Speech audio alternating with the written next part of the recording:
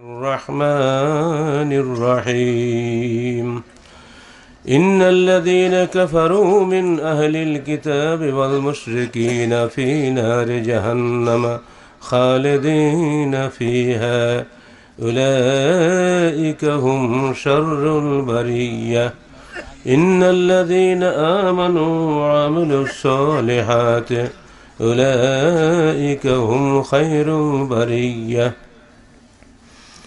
جزاؤهم عند ربهم جنات عدن تجري من تحتها الأنهار خالدين فيها أبدا رضي الله عنهم ورضوا عنه ذلك لمن خشي ربه সম্মানিত সভাপতি, উপস্থিত ওলামায়ে কেরাম এবং আহলে হাদিস আন্দোলন বাংলাদেশ জয়পুরহাট জেলা সংগঠন কর্তৃক আয়োজিত আজকের এই সমাবেশে সমবেত শ্রোতৃমণ্ডলী, বহুদিন পূর্বে জয়পুরহাটে এসেছিলাম, বহুদিন পরে আবার আপনাদের সঙ্গে সাক্ষাৎ হলো।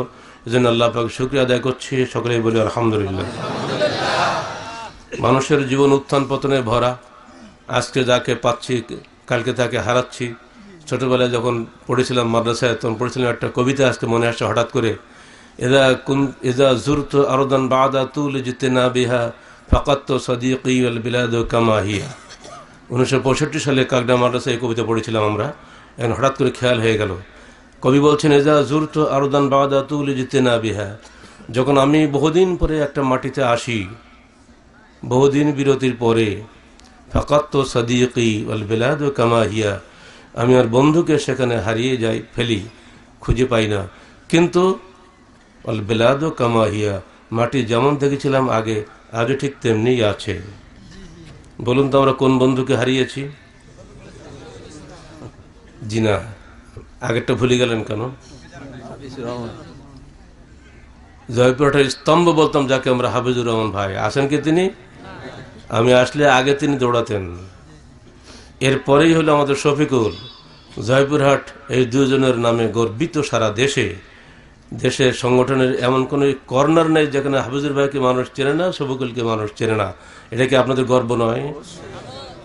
লক্ষ লক্ষ মানুষ জয়পুরহাটে বসবাস করে, কিন্তু দেশের সীমানা পেরিয়ে ইন্টারনেটে এবং ক্যাসেটে সারা বিশ্বব্যাপী শফিকুলের কণ্ঠ ভাসতেছে, মানুষ তার জন্য অন্তর খুলে দোয়া করছে। এটা কি আপনাদের ঈর্ষা হয় না মনে মনে যে আমরা ঠিক ওরকম হই?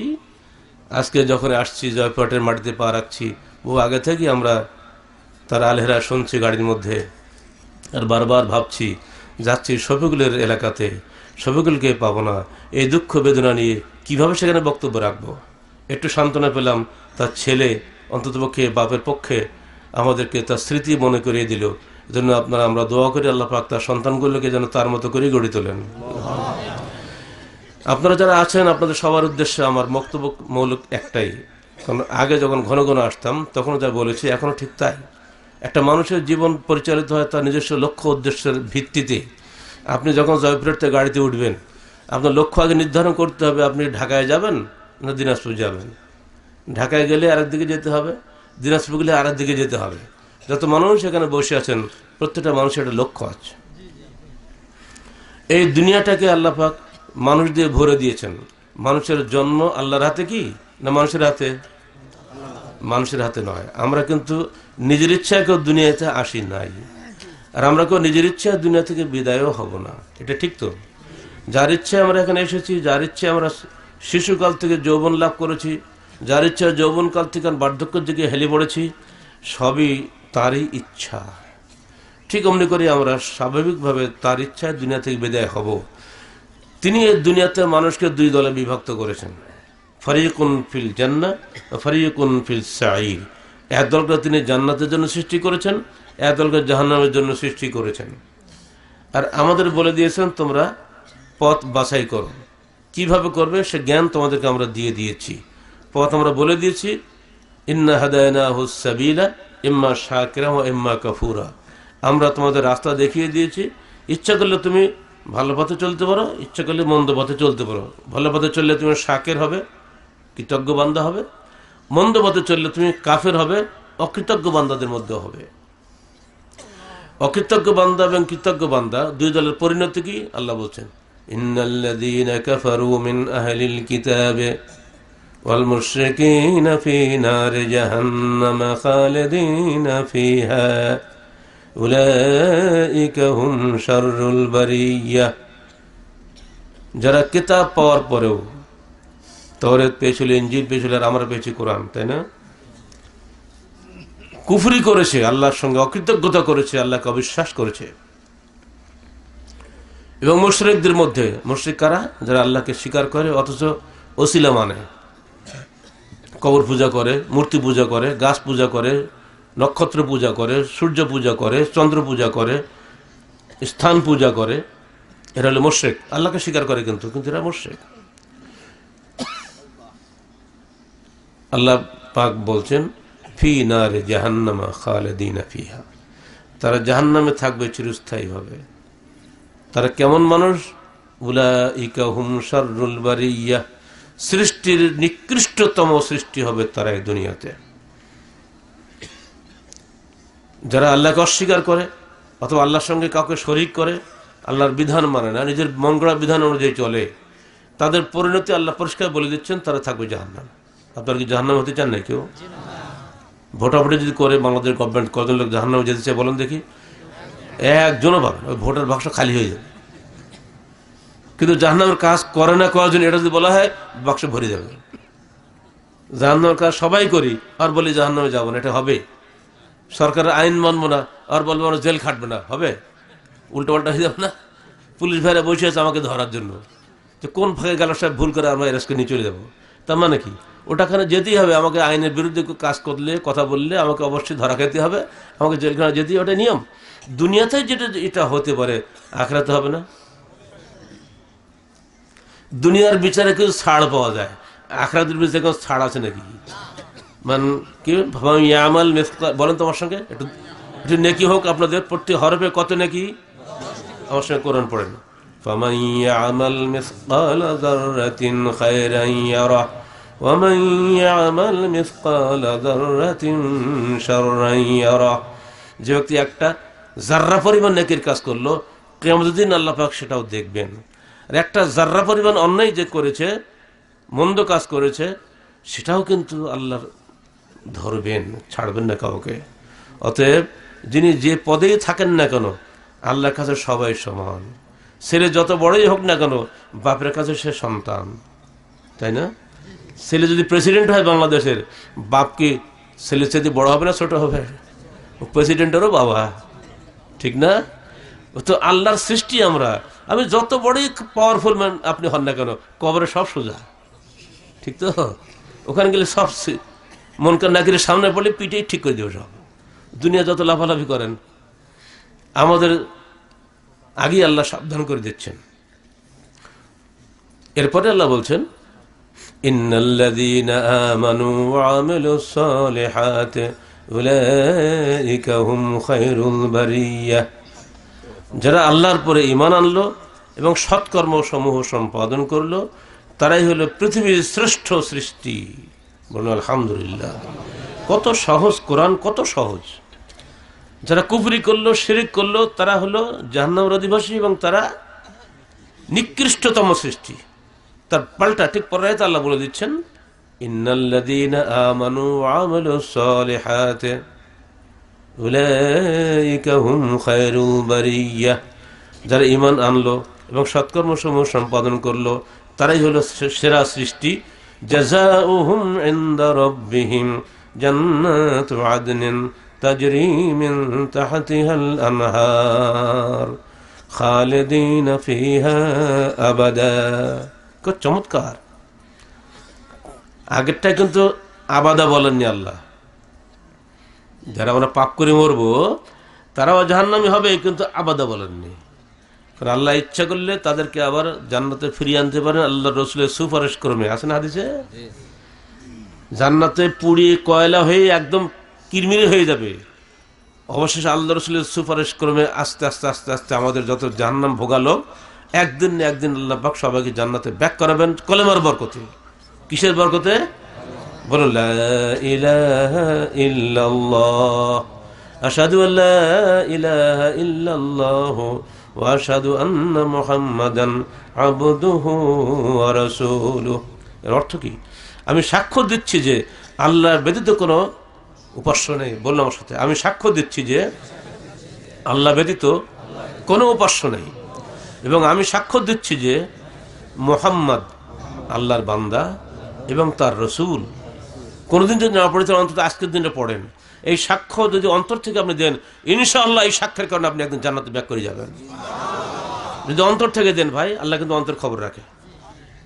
আল্লাহর সঙ্গে ফাঁকি দেওয়া যাবে না। কাজ সারা জীবন অন্যায় করেছেন, কিন্তু অন্তর থেকে আপনি আল্লাহকে বিশ্বাস করেন, আল্লাহ রসুলকে বিশ্বাস করেন, আল্লাহ পাক সাক্ষ্য দিচ্ছেন, হে মোহাম্মদ থামো, তোমার সুপারিশ আমি নেব না। ও ইজ্জতি ও কারামি ও জালালি ও কিবরিয়াই, আমার অহংকারের কসম, আমার প্রতাপের কসম, আমার বড়ত্বের কসম, আমি অবশ্যই লা নাখরুজান্না মিনাল নার মান ক্বালা লা ইলাহা ইল্লাল্লাহ। যে ব্যক্তি দুনিয়াতে আমার জন্য সত্যিকার অন্তরে লা ইলাহা ইল্লাল্লাহ বলে এসেছে, হে মোহাম্মদ তুমি শুনে রাখো, আমার প্রতাপের কসম, অবশ্যই অবশ্যই আমি আল্লাহ তাকে জাহান্নাম থেকে বের করে জান্নাতে নিয়ে চলে আসবো। বুখারী মুসলিমের হাদিস এগুলো আছে ভাই। এইবার ওই জাহান্নামে পড়া মানুষটাকে এনে আল্লাহ পাক একটা পুকুরে ডুবাই দেবে, যাও গোসল করো। গোসল করার সঙ্গে সঙ্গে তার পুরো চেহারা পরিবর্তন হয়ে যাবে, জান্নাতের সুরত ধারণ করবে তারা। আমরা অন্তর থেকে আল্লাহকে মহব্বত করব, দুনিয়া সব চলে যাক, যেন মুসলমানের অন্তর থেকে ঈমান চলে না যায়। আল্লাহুম্মা আমিন। আজকে যে আমরা আরাকানি ভাইদের জন্য কাঁদছি, রোহিঙ্গাদের উপরে যে নির্যাতন হচ্ছে তার জন্য আমরা সারা দুনিয়া কাঁদতেছে তাদের জন্য। কেন? একটাই তো কারণ, তারা কলেমার অনুসারী, তারা কলেমা শাহাদাত পড়েছে। কিন্তু তারা তো বলছে না যে আমরা বৌদ্ধদের সঙ্গে মিশে গেলাম, তাহলে তো ওদেরকে কেউ কিছু বলতো না। যদি ওরা খ্রিস্টান হয়ে যেত, ওদেরকে কেউ কিচ্ছু বলতো না। কিন্তু ওরা যে ইসলামের অনুসারী, এই জন্যই সমস্ত জুলুম তাদের উপরে হচ্ছে। এত জুলুম সত্ত্বেও তারা কি ঈমান ত্যাগ করেছে? বাংলাদেশের মানুষের উপরে যদি আবার জুলুম কখন নেমে আসে, আপনারা কি ঈমান ত্যাগ করবেন নাকি? সুসংবাদটা আল্লাহ নিজেই বলে দিচ্ছেন, ইন্নাল্লাযীনা আমানু ওয়া আমিলুস সালিহাতি উলাইকা হুম খায়রুল বারিয়া। নিশ্চয়ই যারা ঈমান এনেছে এবং সৎকর্মসমূহ সম্পাদন করেছে, তারাই হলো পৃথিবীর সেরা মানুষ। জাযাউহুম ইনদা রাব্বিহিম জান্নাতু আদনিন তাজরি মিন তাহতিহাল আনহার খালিদিনা ফিহা আবাদা। তাদের জন্য আমরা তৈরি করে রেখে দিয়েছি জান্নাত, আদম জান্নাত, যেখানে তারা বসবাস করবে, অস্থায়ী বাসস্থান নয়। আদন মানে বসবাসের স্থান। শুধু কি শুধু ঘর? তাজরি মিন তাহতিহাল আনহার, তার তলদেশ দিয়ে নদী সমূহ প্রবাহিত হয়। আমরা সবাই নদীর ধারে বাস করতে চাই, তাই না? দুনিয়াতে জান্নাতে পাবেন। দুনিয়াতে শত্রুরা পদ্মাকে হত্যা করেছে, তিস্তাকে হত্যা করেছে, বারাককে হত্যা করছে, সারা দেশটাকে মরুভূমি করতে পারে শত্রুরা, কিন্তু আল্লাহর জান্নাতকে তারা খালি করতে পারবে না ইনশাআল্লাহ। আল্লাহ বলছেন, ভয় নাই, আমার কাছে নদীর ধারেই তোমার জন্য বসবাসের জান্নাত তৈরি করে রেখে দিয়েছি, এসো আমার কাছে। খালিদিনা ফিহা আবাদা, সাময়িক বাসস্থান নয়, চিরস্থায়ী বাসস্থান তোমার জন্য আমি রেখে দিয়েছি। বান্দা কোথায়, তুমি চলে আসো। অন্য আয়াতে আসছে, অন্য হাদিসে, আ'আদাতু লিবাদিয়াস সালিহিন মান লা আইনুন রাআত ওয়ালা উযুনুন সামিআত ওয়ালা খাতারা কলবে বাশার। মনে রেখো, হে বান্দা, তোমার জন্য আমি এমন জান্নাত তৈরি করে রেখে দিয়েছি যা তোমার চোখ কখনো দেখেনি, তোমার কান কখনো শোনেনি, তোর হৃদয় কখনো কল্পনা করেনি। এসো আমার কাছে, সেই জান্নাত তোমাদের প্রস্তুত করে রেখে দিয়েছি। আল্লাহ পাক আমাদেরকে যেন সেই জান্নাতের অধিকারী করেন। চলে গেছে শফিকুল, দুঃখ নাই, আল্লাহ তুমি শফিকুলকে সেই জান্নাতের অধিকারী করো। চলে গেছে হাফিজার ভাই, আল্লাহ তুমি জান্নাতে তাকে সেইখানে স্থান দান করো।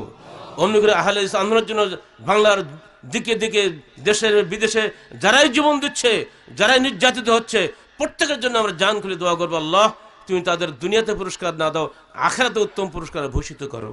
আল্লাহুম্মা আমিন। দুটো শর্ত, ঈমান এবং আমলে সালেহ, এই শর্ত দুটো পূরণ করা খুব কঠিন। আল্লাহ কি বলছেন?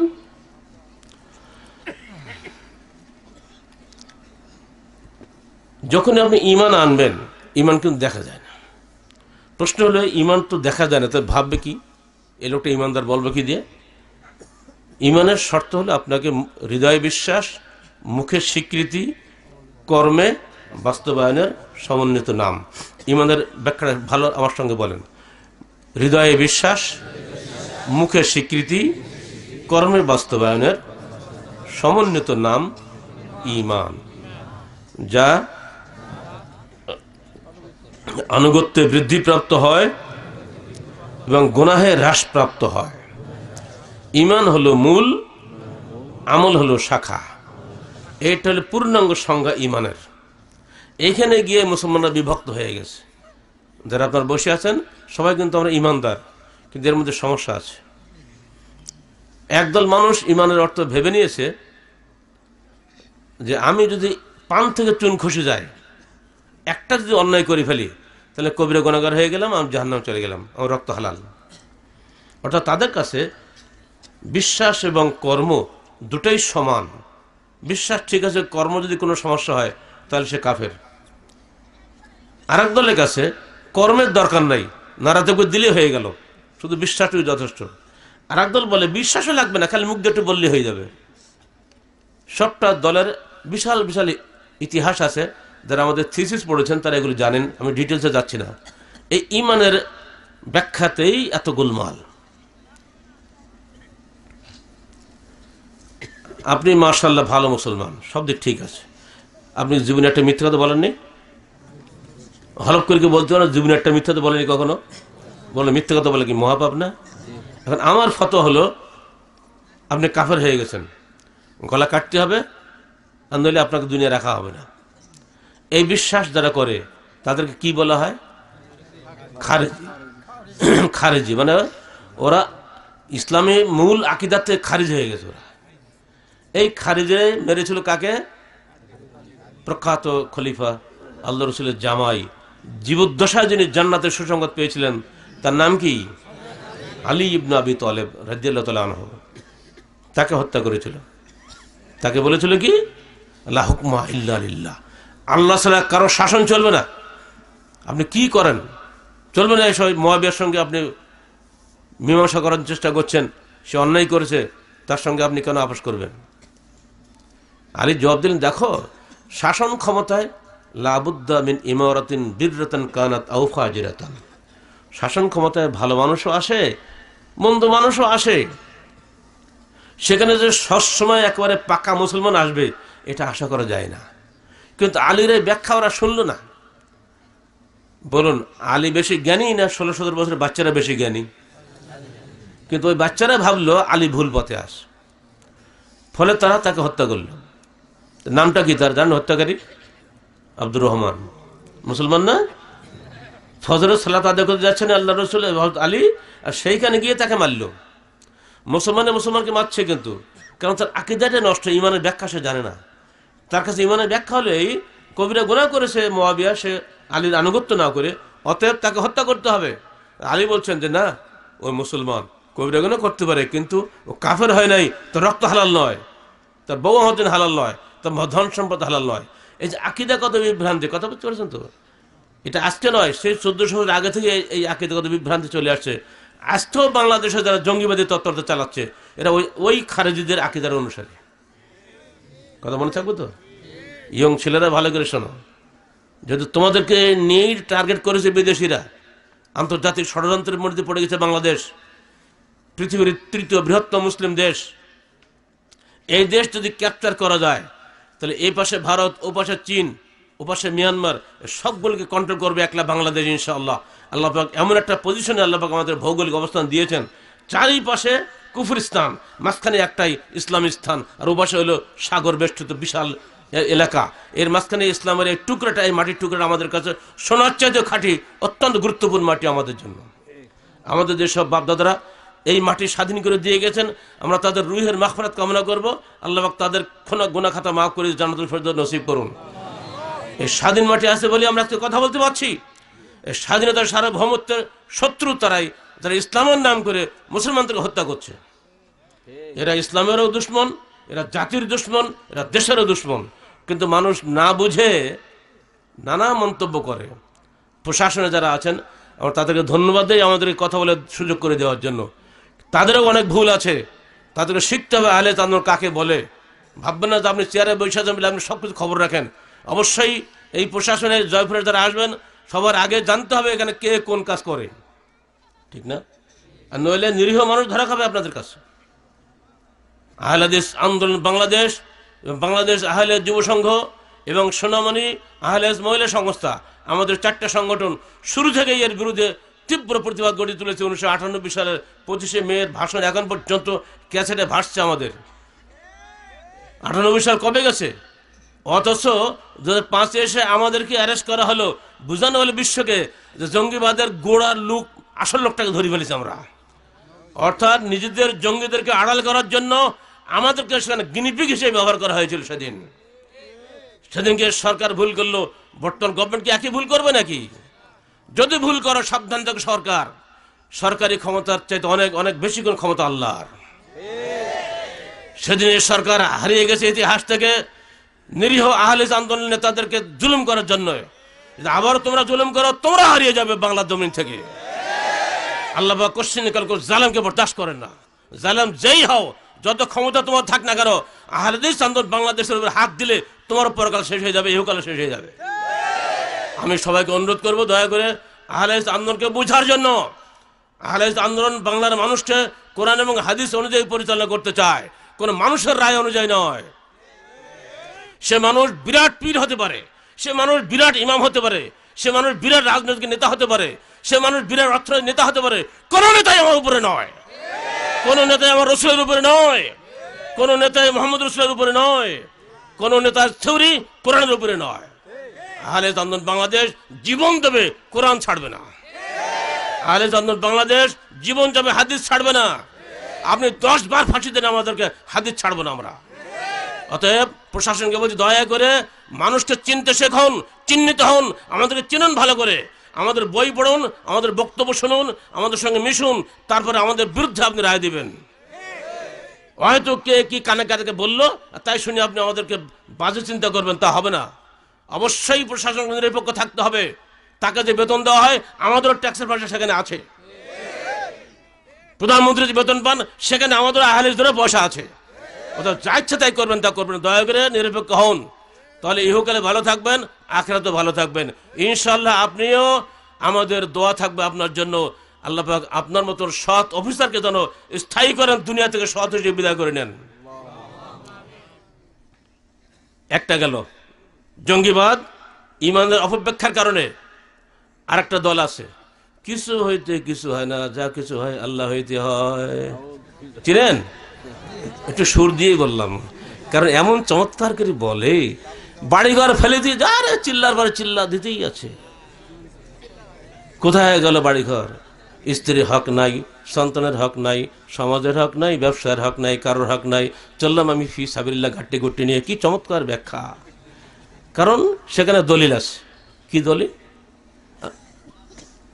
সেখানে দলিল হল কি জানেন? কোরআন দিয়ে বলি, সবার দলিল কিন্তু কোরআন থেকে নিচ্ছে না।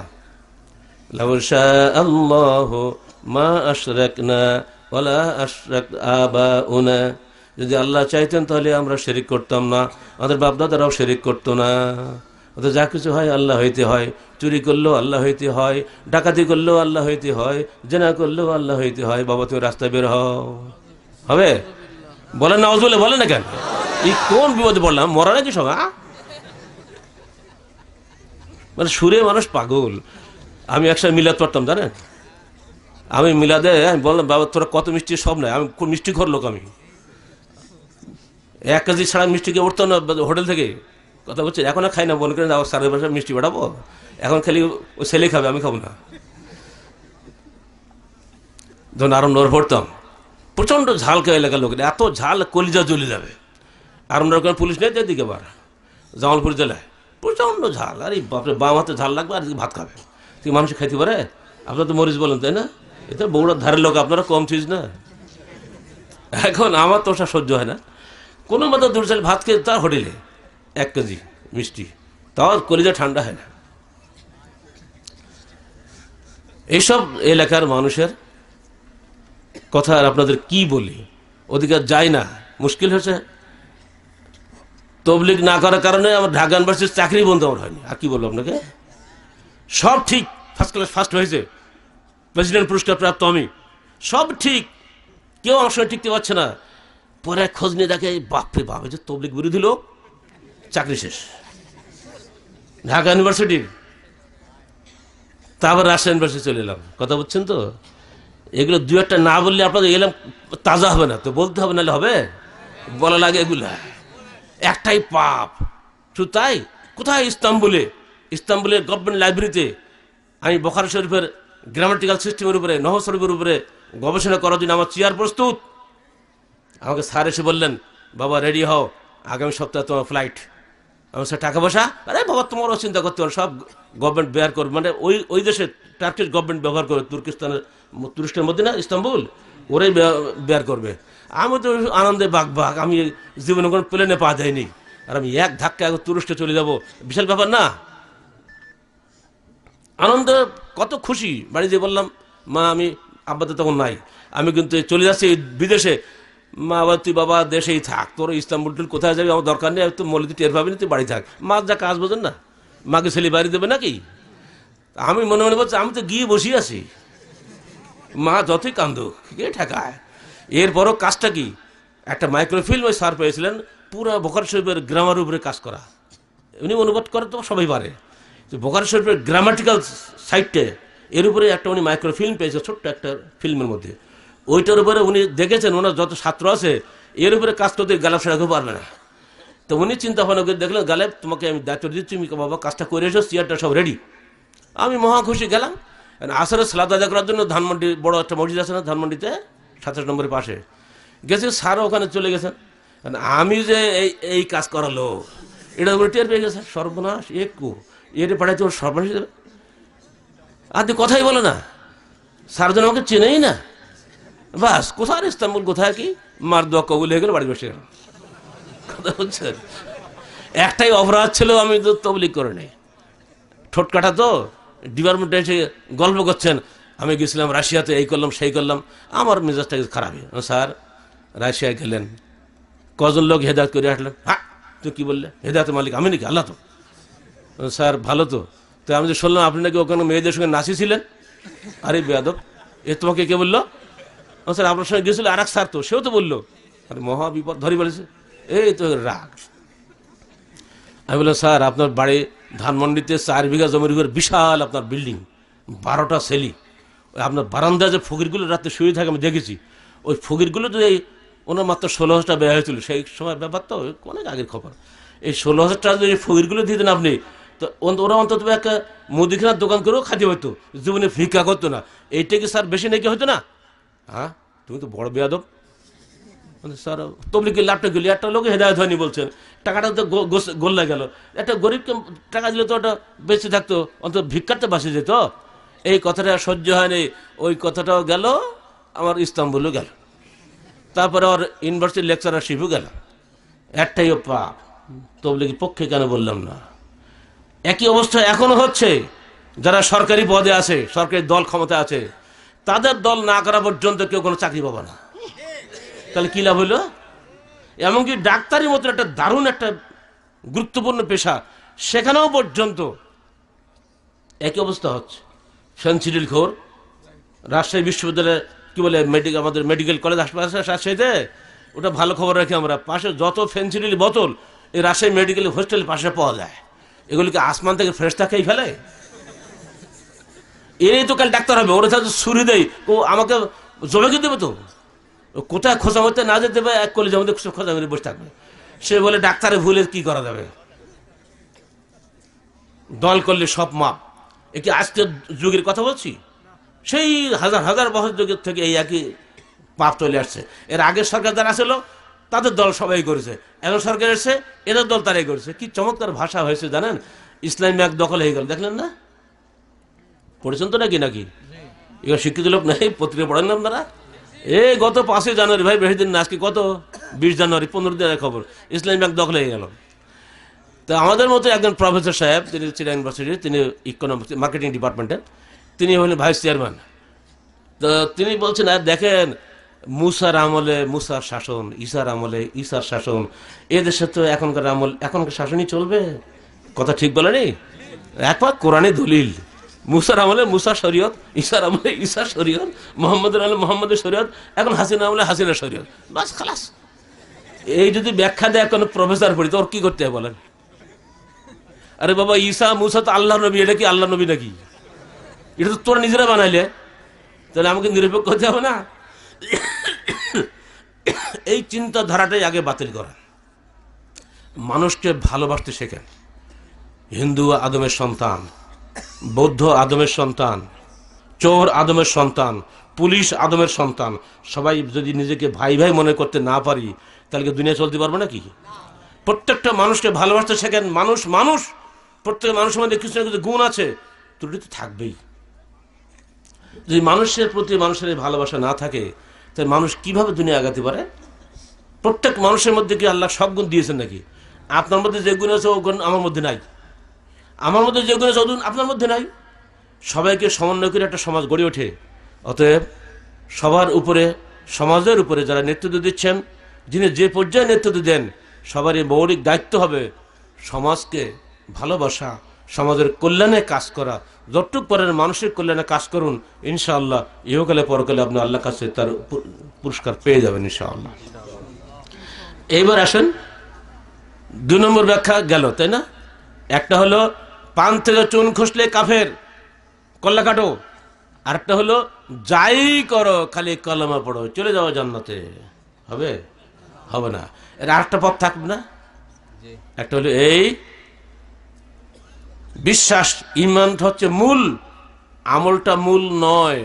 আমলটা হলো শাখা, যা আনুগত্য বৃদ্ধিপ্রাপ্ত হয়, গুনাহে হ্রাসপ্রাপ্ত হয়। যখন আপনি নেকির কাজ করেন, তখন আপনার মধ্যে নেকির কাজ করার স্পৃহা জাগে না? এখানে কোনো সিগারেট খোর নেই,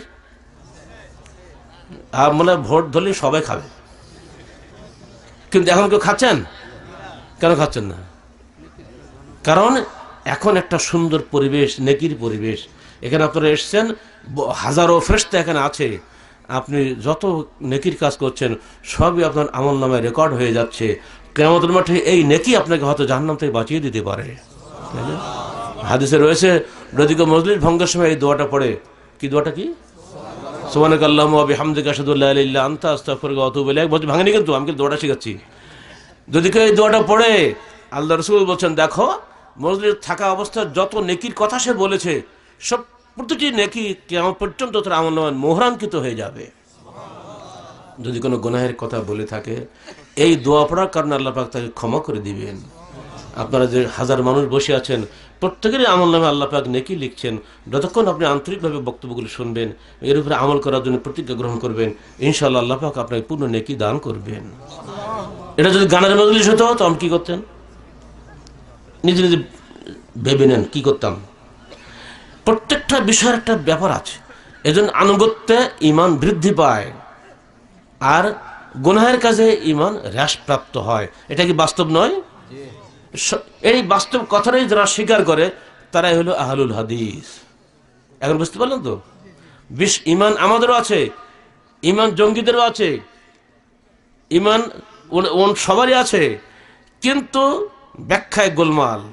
আমাদের ব্যাখ্যা হলো এই, আমল ঈমানের শাখা, আমল আর ঈমান দুটো এক নয়।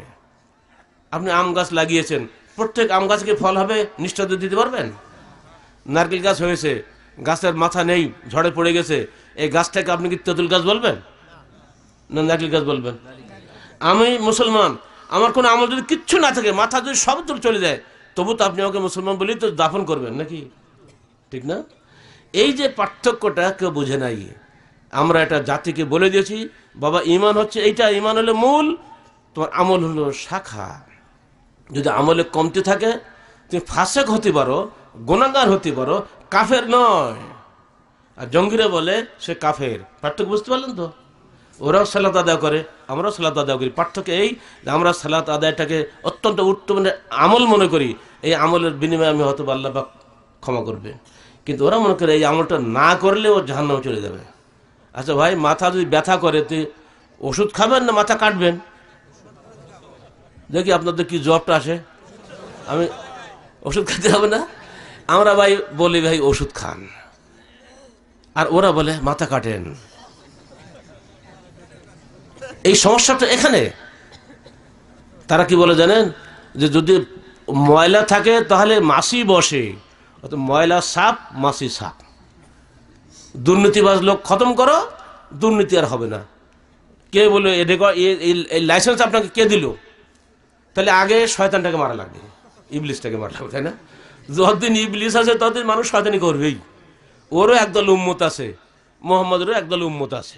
শয়তানকে যদি আল্লাহ মেরে দেয় তাহলে আর তোমার কিছু করা লাগবে, এমনিতেই ঠিক হয়ে যাবে সব। ও শয়তান, এত বড় শয়তান, সালাতের মধ্যে সে ডিস্টার্ব করে না, খালি রাকাত ভুলে যায়, তেলাওয়াত ভুলে যায়, তসবিহ ভুলে যায়, ঠিকঠাক গোলমালটা করে কেটা?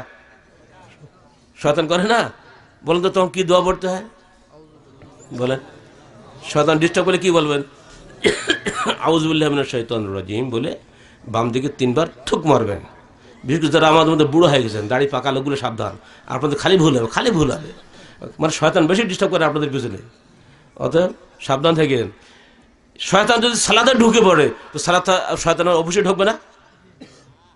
শয়তান সব জায়গায় ঢুকতে পারে। অতএব শয়তান যেহেতু মারা যাচ্ছে না, অতএব দুর্নীতিও কমানো যাবে না, শয়তানি কমানো যাবে না। অতএব বাবা তোমাদের ওই মসলা মশাল চলবে না, যে গলা কাটলেই নাজাসাত দূর করে দিলে মাছি চলে যাবে, ওই বুদ্ধি খাটবে না। অতএব ওটাও থাকবে, ওকে সামনে রেখে তোমার কাজ করা লাগবে। এই মৌলিক 3টা পার্থক্য। একদল বলে শুধু কলমা পড়লে জান্নাতে চলে যাব, কারণ হাদিস রয়েছে, মান ক্বালা লা ইলাহা ইল্লাল্লাহ ফাদাখালাল জান্নাহ, আছে না হাদিসে? যে ব্যক্তি বলল লা ইলাহা ইল্লাল্লাহ সে জান্নাতে চলে গেল, দলিল কিন্তু মওজুদ। আর একদল বলল শুধু লা ইলাহা ইল্লাল্লাহ বললে হবে না, তাকে আমল ঠিক করা লাগবে, আমল নষ্টের সব শেষ। একটু আগে হাদিসে শুনলেন তো, এখন ওরা দিল মাথা কেটে। আরেক দল বলছে যে না, ইমান ঠিক আছে, আপনার আমলটা ঠিক করা লাগবে। আমল যদি আমলের নিয়ম পরিমাণ হিসেবে আপনার আল্লাহর কাছে ইজ্জত সম্মান বৃদ্ধি পাবে। যেমন ক্লাসে সবাই একটা ক্লাসে আমরা পড়ি, কিন্তু একটা ছেলে ফার্স্ট হয়, এক ছেলে সেকেন্ড হয়, এক ছেলে থার্ড হয়, না এরকম? সবাই কি ফার্স্ট হয়? হ্যাঁ, আমি যখন ঢাকা ইউনিভার্সিটির ছাত্র ছিলাম, আমি মহসিন হলের ছাত্র ছিলাম। ফজরের পরে একদিন যে এক ছেলে এসে দাঁড়িয়েছে, মাথা তো পাগড়ি, মাশাআল্লাহ এত দাড়ি, সবই ঠিক আছে। ও বলছে ভাইরা আমরা সামনে অনার্স পরীক্ষা হবে, আপনার সবাই ফার্স্ট ক্লাস চান না? হ্যাঁ চাই। মোটে ভর্তি এক কথা, হ্যাঁ চাই। তো দেখেন আল্লাহ পাক বলছেন যে ব্যক্তি 40 বার সূরা ইয়াসিন পড়বে তার সমস্ত নেক মকসদ আল্লাহ পূর্ণ করে দেবেন। আপনারা সবাই কোরআন শরীফ নেন, সূরা ইয়াসিন পড়েন। শুরু হয়ে গেল সূরা ইয়াসিন পড়া। আস্তে আস্তে খাস করে সবাইকে যাচ্ছে, আপনার কতটা হয়েছে, আপনার কতটা হয়েছে? আমার কাছে গেছে, আপনার আমার কিচ্ছু হয়নি, দিস ধর্ম লাগে, আমার কিচ্ছু হয়নি। আমার তো রেগি ফায়ার হয়ে গেছে, কখন কোরআন তো বেরিয়ে দেখবো, ওটাকে আমি সাইজ করবো আগে। তারপরে তো বয়ান দেওয়া শুরু করলো, তখন আর সহ্য করা যায়? কোরআন বের করেছে, আমার সে কোরআন দেখছেন না, এই কোরআনের গোড়ার দিকে কিছু বাংলায় লেখা থাকে, আছে না? ওইখানে বের করেছে, ওইখান থেকে পড়ি শোনাচ্ছে, দেখেন কোরআনে আছে। আমি যে মনে হয় মাঠটা দেয়নি, আর তো সব বাকি রাখিনি। ওর ও ইউনিভার্সিটি পড়ে, আমি ইউনিভার্সিটি পড়ে, বেটা কোন বেটা তুই স্যার নাকি? দেয় মেয়া তুই বাংলা পড়তে জানো, দাড়ি কম আছে না? ও থ হয়ে গেছে, ওইখানে বলছে 3rd ইয়ার ছাত্র, সঙ্গে আরও যারা ছিল সমস্ত মসজিদ থ। বলে বাপরে কি বলে, আমাদের এত শ্রদ্ধ মানুষ একটা, ও সবার আমির, আবার ওর দলের ওর আমির। বেটা বাংলাও শেখনি, তুই ইকোনমিক্স মাস্টার ডিগ্রি করতে যাচ্ছ, কিসের লেখাপড়া শিখছো? দাড়ি কমাচ্ছিল না? ওখানে হাদিসে বলা হয়েছে দাড়ি দেওয়া, দাড়ি পরে তুমি কিছু বয়ান দেওয়া আছে ওই লেখকের পক্ষ থেকে, ওটাকে হাদিস নাকি? এবার হাদিসটা জয়ীফ, মনে রাখবেন ভাই, মনে রাখেন, ইয়াসিন পড়ে নেকি পাওয়া যায় সম্পর্কে যত হাদিস বলা হয় দেশে সবগুলো জয়ীফ। মৃত্যু সময় ইয়াসিন পড়েন আপনারা, এটা বাতিল। সূরা ইয়াসিন সম্পর্কে যতগুলো হাদিস দেখবেন না ফজিলত সম্পর্কে, মানে সবই বাতিল, সবগুলো জয়ীফ হাদিস। কিন্তু এগুলি চলছে বহুদিন থেকে, যুগ যুগ দিয়ে চলছে দেশে। আর ও ওই কথা বলে বলো, তোমরাই বলো যারা ছাত্র আছো, সবাই কি অনার্সে ফার্স্ট ক্লাস পাবে? তো বলতে স্যার তাই কি হয়? আমাকে বলতে তা কি কি হয়, সূরা ইয়াসিন পড়লে পেলে না, তুমি সূরা ইয়াসিনকে দায়ী করবা কালকে কে? ইয়াসিন পড়লাম 40 বছর অনার্স ফার্স্ট ক্লাস পেলাম না, তো ইয়াসিনের দোষ হবে না তখন? মনে রেখো, এই লোকটা ইয়াসিন নাম দিয়ে তোমাদের ধোকা দিচ্ছে। কোরআনে কখনই আল্লাহ পাক এটা লেখেন নাই।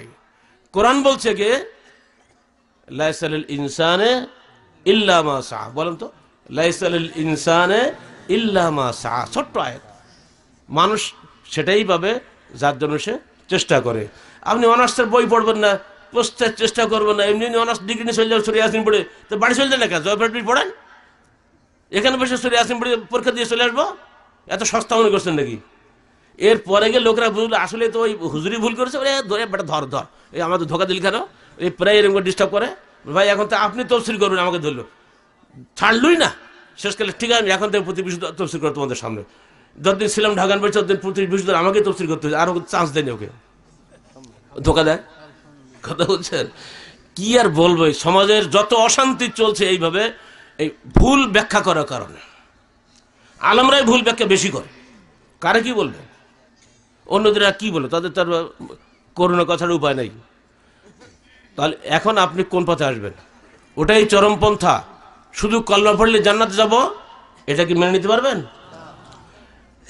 পান থেকে চুন খসলেই সে জাহান্নামী হবে, কাফের হবে, এটা কি মেনে নিতে পারবেন? কোনটা মানবেন? আপনাকে আসতে হবে মিডিল পয়েন্টে, যে আমি অবশ্যই ঈমান রাখবো, দৃঢ়ভাবে আমল করে যাব, সাধ্যমতো, ভুল হলে আল্লাহর কাছে ক্ষমা চাইব, সাধ্যমতো ভালো আমল করার চেষ্টা করো সহিহ হাদিস মোতাবেক। এইটা কি মধ্যম পন্থা হবে না? এই পন্থাটাই হলো আহলে হাদিসের পন্থা। বলুন আলহামদুলিল্লাহ। আহলে হাদিস আন্দোলন বাংলাদেশ এবং তার সহযোগী যত সংগঠনের প্রতিষ্ঠান আছে, আমাদের সবারই একটাই লক্ষ্য, হে সমাজ মধ্যপন্থী হও। কারণ আল্লাহ পাক বলেছেন, ওয়াকাযালিকা জাআলনাকুম উম্মাতান ওয়াসাতান লিতাকুনু শুহাদাআ আলান নাস, আমরা তোমাদেরকে মধ্যবর্তী উম্মত করেছি যাতে তোমরা কিয়ামতের দিন সকল মানব জাতির উপরে সাক্ষ্যদাতা হতে পারো। সাক্ষ্যদাতা হবে কে? নিরপেক্ষ লোকের সাক্ষ্যদাতা হয়, তাই না? এটা দলীয় লোক কি সাক্ষ্যদাতা হতে পারবে? আমাকে আপনাকে অবশ্যই নিরপেক্ষভাবে কাজ করে যেতে হবে, কোরআন এবং সহিহ হাদিসে যা আছে তাই মানতে হবে, যা নাই তা ছাড়তে হবে। কারণ আল্লাহ পাক বলছেন, ওমা আতাকুমুর রাসূলু ফাখুযুহু, বলুন তো আমার সাথে, ওয়ামা আতাকুমুর রাসূলু ফাখুযুহু ওয়ামা নাহাকুম আনহু ফান্তাহু, আমার রসুল যা তোমাদের বলেন তা গ্রহণ করো, যা নিষেধ করেন তা বর্জন করো। ছোট্ট একটা আয়াত, সূরা হাশর 7 নম্বর আয়াত। এই ছোট্ট কথা কি আমরা মানতে পারবো না? কথাটা সহজ কিন্তু মানা কঠিন। এটা কি শুধুমাত্র আহলে হাদিসরা মানবে না অন্য মুসলমানরা মানবে?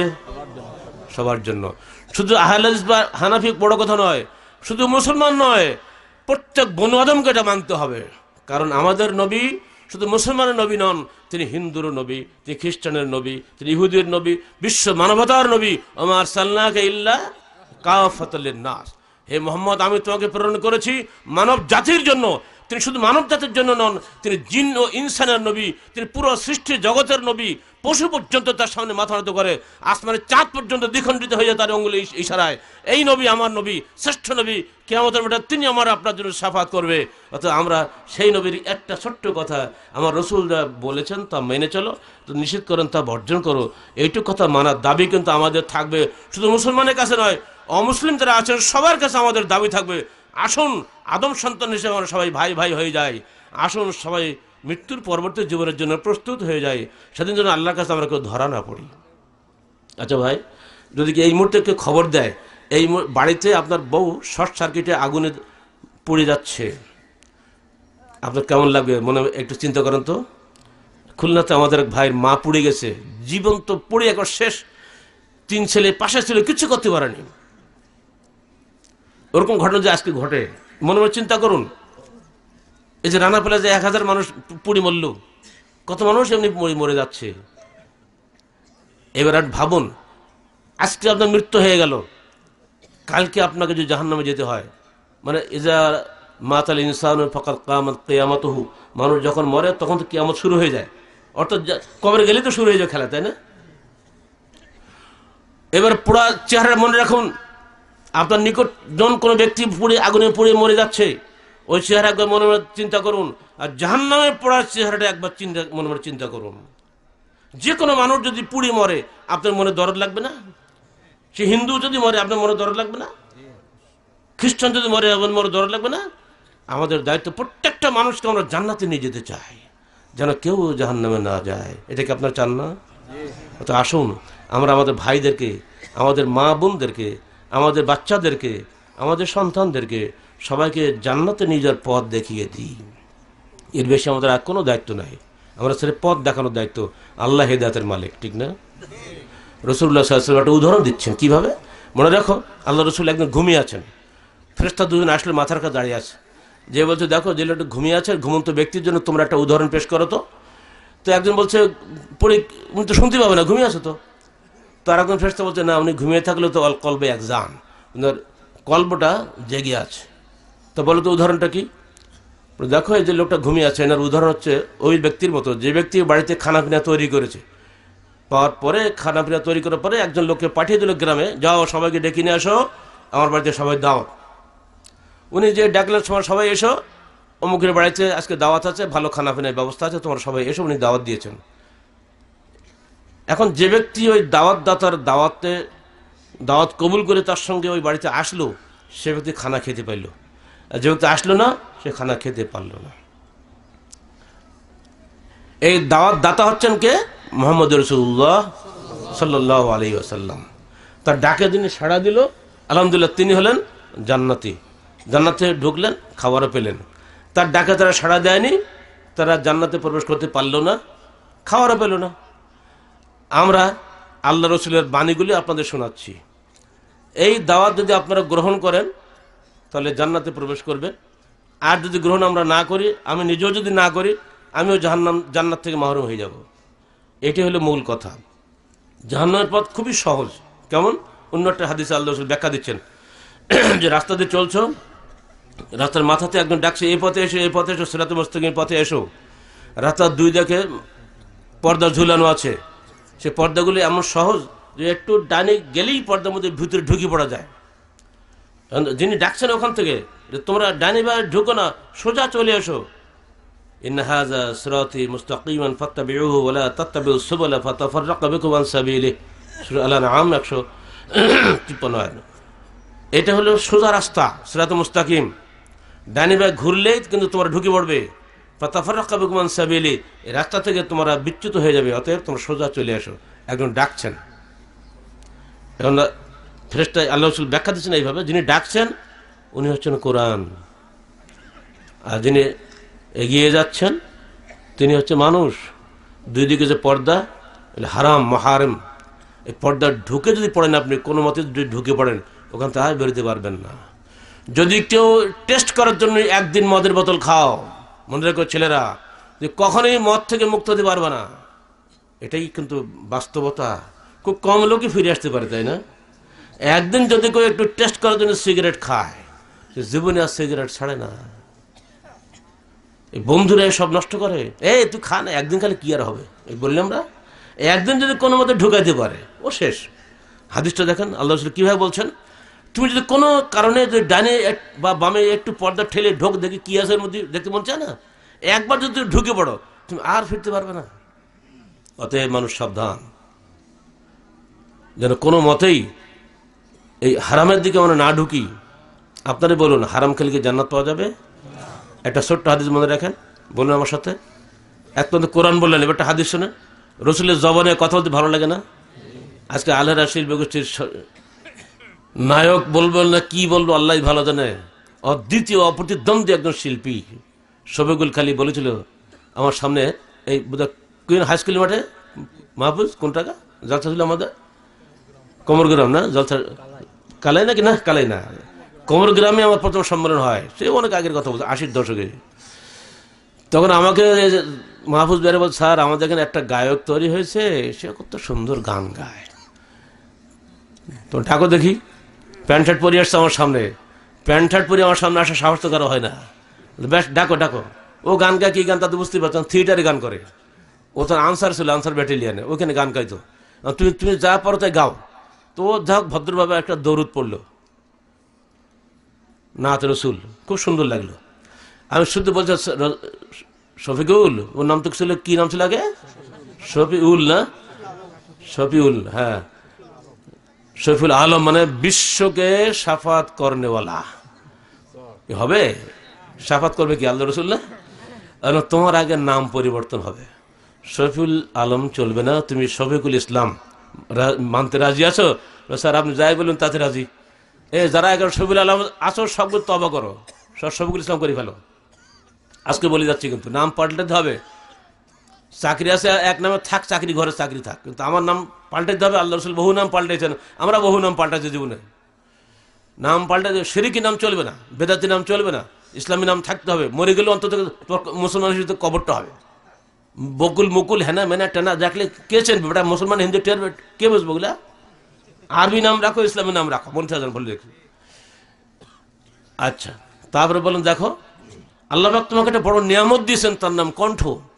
এই কণ্ঠ দিয়ে তুমি ইচ্ছা করলে জান্নাত খরিদ করতে পারো, ইচ্ছা করলে তুমি এটা দিয়ে জাহান্নাম খরিদ করতে পারো। তুমি বেছে নাও তুমি কোন পথে যাবা। তুমি বলে আমি জান্নাতের পথে যেতে চাই। যাও, এসো নওদাপাড়ায়, গান লিখে দেই, সুর দাও, আচ্ছা শুরু করো। প্রথম গান গাইলে 1992 সালে নওদাপাড়ায় 25শে বৈশাখ, যে দিনে সে আমাদের বক্তব্যটা দাওয়াত ও জিহাদ নামে বইটা বের হয়েছে, সেদিন তার বক্তৃতার মধ্যে, তার গানের মধ্যে যে কণ্ঠ ছিল, আবেগ ছিল, সে আবেগ কিন্তু পরে আর থাকেনি। সেদিন যে ভুল করে বলেছিল খাজাবার গান গাইতে গিয়ে ভক্তবীরের, মনে আছে আব্দুর রহিম? আব্দুর রহিম তুমি লাভ দিচ্ছিল সবার আগে সেদিন স্লোগান দিয়ে, মানে ভক্তবীর হবে না, ওটা ভণ্ডবীর হবে, মানে লিখেছে ও, বুঝছি এটি বোধহয় কয়তয় হবে। ভক্তবীরটা শুনতে এত ভালো লাগছে, ভণ্ডবীর শুনতে অত ভালো লাগে না। অত ভণ্ড থাক, ওই ভক্ত হোক তা হোক, তোর সুরটা ভালো থাক, কথা হচ্ছে। সেদিনে সে শফিকুল আজীবন তার কথা রক্ষা করেছে, কখনোই সে আমাদের দিনে হকের বাইরে যায় নাই। আমি এসছি এখানে আরেকটা জজ সম্মান করার জন্য, ওর বাড়িতে আমাকে নিয়ে গেল। আমি বলি স্যার, আমার আব্বা বলছে দোকানে বিক্রি বন্ধ। কেন? গ্রামে মুদিখানার দোকান, বিড়ি সিগারেট না হলে তো মানুষ কি জন্য আসবে? তো বিড়ি সিগারেট না হলে চলবে না, তা কি করবো? দেখো শফিকুল, এটা ইমানের পরীক্ষা। আজ থেকেই বিড়ি সিগারেট বন্ধ থাকবে, কাল থেকে তোমার বাপ খাতে পায় কিনা দেখবো। বন্ধ হয়ে গেল, শুধু খেতেই পায়নি, শফিকুল পাকা ঘরে মাস করে দুনিয়াতে বিদায় হয়ে গেছে। বলুন আলহামদুলিল্লাহ, বলেন। আল্লাহর পরে যারা তাওয়াক্কুল করে, আল্লাহ কখনোই কোনো মানুষটা না খেয়ে রাখেন না। ওমা মিন দাব্বাতিন ফিল আরদি ইল্লা আলাল্লাহি রিজকুহা, আল্লাহ বলছেন পৃথিবীতে এমন কোন বিচরণশীল প্রাণী নাই আমি আল্লাহ যার রিজকের দায়িত্বশীল নই। কেন তুমি হারাম খাবে? আল্লাহ রাসূল স্পষ্টভাবে বলে যাচ্ছেন, লা ইয়াদখুলুল জান্নাহ, বলেন লা ইয়াদখুলুল জান্নাতা জাসাদুন গুযযিয়া বিল হারাম। প্রাণপ্রিয় মানুষের কণ্ঠে কণ্ঠ মিলাইলে ভালো লাগে না? বাপ যদি কোনো চিঠি লেগে রেখে যায়, চিঠিটা পড়তে বারবার ভালো লাগে না? আজকে আমার আল্লাহ রসুলের বয়ান আমরা দিচ্ছি, সেই ভাষায় কথা বলা পারাটা এটা সৌভাগ্য না আমাদের জন্য? বলুন তো আবার। আল্লাহ রসুলের ভাষা মনে করে ওই চিন্তা করুন, এটা আমার রসুলের জবানের ভাষা, একটি নোক্তা হরফ পরিবর্তন হচ্ছে না, ঠিক উনি যা বলছেন তাই বলছি। এটা বড় গর্ব না আমাদের জন্য? কিয়ামতের মাঠে অন্তত বলতে, হে আল্লাহ, হে আল্লাহ রসুল, আমাদের শাফাত করো, কিছু না করো, জয়পুরহাটের জলসায় তোমার একটা হাদিস তোমার জবানে আমরা পড়ে এসেছিলাম, তার বিনিময়ে অন্তত তুমি আমাদের জন্য শাফাত করো, বলতে পারবো না আমরা? বলুন, লা ইয়াদখুলুল জান্নাহ জাসাদুন গুযযিয়া বিল হারাম। ছোট্ট হাদিস, মুখস্থ রাখেন, বাড়ি দিয়ে পড়তে পড়তে বাড়ি যাবেন, বাড়ি দিয়ে মা বোনদের শোনাবেন। লা ইয়াদখুলুল জান্নাহ জাসাদুন গুযযিয়া বিল হারাম। ওই দেহ কখনোই জান্নাতে যাবে না যে দেহ হারাম খাদ্য দ্বারা পরিপুষ্ট হয়েছে। বলুন, ওই দেহ কখনোই জান্নাতে প্রবেশ করবে না যে দেহ হারাম খাদ্য দ্বারা পরিপুষ্ট হয়েছে। আর কোনো ওয়াজ লাগে নাকি? একটা হাদিস যথেষ্ট নাকি? কোনটা হারাম বাছাই করার লোক আপনারা সবাই জানেন। এখন আপনি যদি মেলা বুদ্ধি খাটান, তা আমি কি করব? আমি সুদের চাকরি করতে পাই না, তা কি করবো? আপনার একটা বুদ্ধির যুক্তি আছে, এটা বড় যুক্তি আপনার। চাকরি পাইছে না, আমি সাহেবকে আমার চাকরি দেবে নাকি? আমার পেটের দায়িত্ব উনি নেবে নাকি? অত আমি যা চাকরি পেয়েছি অগ্রণী ব্যাংকে, সোনালী ব্যাংকে, ব্যাংকের চাকরি, কত ডাটার চাকরি, ভালো পোশাক পরে থাকা যায়, কল বেল টেবিল আর খাদ্য বসে চা দিয়ে যায়, এই আরামের চাকরি ছেড়ে দেবো? জি না, আরাম তখন আরাম করেন, মাশাআল্লাহ, খুব খান, খুব এসির বাতাস খান। এসির বাতাস দুদিন পরে জাহান্নামের বাতাসে পরিণত হয়ে যাবে। মরার সঙ্গে সঙ্গে আপনাকে জাহান্নামের আগুন ভোগ করতে হবে। সাপ এসে ধরবে, আচ্ছা টাকার বহু টাকা হয়েছে, জাকাত দিচ্ছেন না আপনি, কি লাভ আছে? আপনি কোটিপতি হয়েছে, কি লাভ আছে? আপনার টাকা যে গরিবের উপকার না হয়, ঠিক আপনার এই টাকা ও পায়খানা চেয়ে খারাপ। যে ধনীর টাকা গরিবের কোনো উপকার হয় না, ওকে টাকা নাকি ওটা? আজকে আমেরিকার অবস্থাটা কি? ওয়াল স্ট্রিটের আন্দোলনকারীরা বলছে আমেরিকার 99% মানুষের রুজি, হে আমেরিকার বড় লোকেরা, 1% লোক তোমরা ভাগ করে খাচ্ছ, ওখানে আমাদের হক আছে, আমাদের হক দাও। বহু আগেই কোরআন বলে দিয়েছে, অফি আমওয়ালিকুম হাক্কুন লিসাইলি ওয়াল মাহরুম, তোমাদের মাল সম্পদে হক আছে প্রার্থী এবং বঞ্চিতদের জন্য। এই আয়াত যদি আমরা মানতাম, তাহলে মুসলমানের সমাজে কখনোই এই গাছতলার পাঁচতলার বৈষম্য কোশ্চিনকালে হইতো না। পুঁজিবাদী অর্থনীতি এদেশের মানুষের রক্ত চুষে খাচ্ছে। শুনে রাখো হে সুদখোরেরা, হে কোটিপতিরা, হাদিসটা শুনে রাখো। আল্লাহ রসুল মেরাজের হাদিস আমাদেরকে শুনিয়েছেন। একটা অংশ খালি বলে দিই। জিবরিল তাকে নিয়ে যাচ্ছেন একটা বিশাল পুকুরের পাশ দিয়ে। সমস্ত পুকুরটা লালে লাল, সমস্ত সব রক্ত ভরা। মাঝখানে একটা লোক হাবুডুবু খাচ্ছে, পানি খাচ্ছে, রক্ত খাচ্ছে, ডুবাচ্ছে, আবার পাগলের মতো কিনারে আসার জন্য পাগল হয়ে যাচ্ছে। যেই কিনারের ধারে আসছে উনি উপর থেকে পাথর মেরে তাকে মাথা ফাটিয়ে দিচ্ছে, আবার চলে যাচ্ছে দূরে। এমনি করে বারবার আসছে, বারবার যাচ্ছে, বারবার আসছে, বারবার মার খাচ্ছে, চলে যাচ্ছে। এই দৃশ্য দেখে আল্লাহ রাসূল ভয়ে আত করছে, হে জিবরিল, এটা কে, কার এই শাস্তি হচ্ছে? জিবরিল বললেন, এ হলো তোমার উম্মতের সেই সমস্ত লোক যারা সুদের টাকায় কোটিপতি হয়েছিল কিন্তু গরিবের প্রতি মেহরবানি করে নাই, যারা কখনো জাকাত দেয় নাই, খালি নিজেদের টাকা গুনেছে আর বড় হয়েছে। আজকে দুনিয়াতে তারা গরিবের রক্ত শোষণ করেছে, ওই রক্তের মধ্যে তাদের ডুবানো হয়েছে। দেখো কত রক্ত তুমি শোষণ করছো সারা জীবনে। হে সুদখোররা সাবধান। এনজিওর সুদ ঘরে ঘরে, ব্যাংকের সুদ ঘরে ঘরে। সুদ থেকে তওবা করো। ব্যাংক যারা চালাচ্ছ তাদের বলি, প্রকৃত অর্থে ইসলামী ব্যাংক করো, যাতে গরিবের উপকার হয়। ইসলামী ব্যাংকের নামে প্রতারণা করো না, দয়া করে সত্যিকার ইসলামী ব্যাংক করো। অন্য ব্যাংকগুলোকে বলছে তারাও তেমনি করে হও। বহু ব্যাংকের পরিচালক চেয়ারম্যান আহলে ঘরের সন্তান আছেন। নাম কষ্ট আহলে চলে চলবে না, কামকা আহলে দিস হওয়া লাগবে।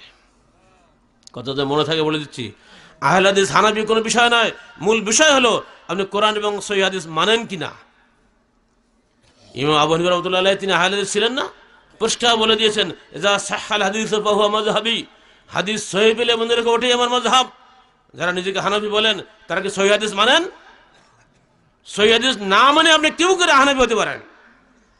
সারা জীবন ধরে সালাত আদায় করেন, সহিহ হাদিস অনুযায়ী আপনি সালাত আদায় করছেন না, ঠিক আপনার হানাফি বলাটা সিরাত ধোঁকাবাজি না। একটা একই বুখারী শরীফ দেওবন্দি পড়ছে 8 টাকা 20 টাকা তারাবি, একই বুখারী 9 দাবড়া পড়ে আমরা 8 টাকা তারাবি। বুখারীর দোষ না আমাদের দোষ? তাহলে খালি হাদিসের দোষ দিলে হবে?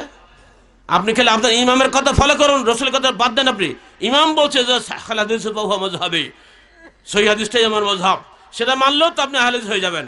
এই জন্য আমরা অহংকার করে বলি, বাংলার জমিনে একটা যে হানাফি থাকে, আসাদুল্লাহ আল-কালবি সবচেয়ে বড় হানাফি। যে অহংকার আমাদের, আমার ইমামকে আমি ছোট করতে পারি না, তিনি কখনোই বলেন নাই তুই জয়ীফ হাদিস মানো। আপনি কেন মানেন? আপনি শিরক করবেন, হানাফি মাযহাব দোষ হবে? বিদআত করবেন, হানাফি মাযহাবের দোষ হবে? ইমাম আবু হানিফা রাহমাতুল্লাহ কোন জশ্নে জুলুস করেছেন, কোন ঈদে মিলাদুন্নবী করেছেন, কোন কুলখানি করেছেন, কোন কলমখানি করেছেন, কোন চেহলাম করেছেন? আপনি কেন করেন? মজহর নাম ভাঙিয়ে কাজ করা যাবে না। যেভাবে শেখ মুজিবের নাম করে অনেকে নাম ভাঙিয়ে খায়, যেমন জিয়াউর রহমানের নাম নিয়ে অনেকে নাম ভাঙিয়ে খায়, ঠিক অমনি করে আবু হানিফার নাম করে বহু লোক নাম ভাঙিয়ে খায়। খবরদার, এরা হানাফিও নয়, এরা আহলে হাদিসও নয়, এটা কিছুই নয়, স্রেফ মন গড়া নিজের ইচ্ছা মতো কাজ করে চলে যাচ্ছে। পবিত্র কোরআন এবং সহিহ হাদিস কোন একটা দলের নয়, একটা গ্রুপের নয়, প্রত্যেকটা মুসলমানের সম্পদ। যে মুসলমান এটা মেনে চলবে, আলহামদুলিল্লাহ তিনি আল্লাহর প্রিয় বান্দা হবেন। যিনি মানবেন না তিনি আউট হয়ে যাবেন। দলের নাম করে লাভ হবে না। যারা আহলে হাদিস আছো, প্রকৃত আহলে হাদিস হও, নাম কষ্ট আহলে হাদিস হও না। তুমি আহলে হাদিস হবে, ঘুষ খাবে, সুদ খাবে, জেনা করবে, ব্যভিচারী করবে, দুনিয়ার স্বভাব কর্ম করবে, তুমি আহলে হাদিস? তুমি কিসের আহলে হাদিস? তুমি তো আহলে খবিস। এইসব চলবে না। প্রকৃত অর্থে আহলে হাদিস হওয়ার চেষ্টা করো। আহলে হাদিস হওয়া ব্যতীত জান্নাত পাওয়া যাবে না, মনে রেখে দিও। জীবনের সর্বক্ষেত্রে তোমাকে কোরআন এবং হাদিস মেনে চলতে হবে। রাজনীতিকরা বাদ নাকি? ওদের হাদিস মানা লাগবে না?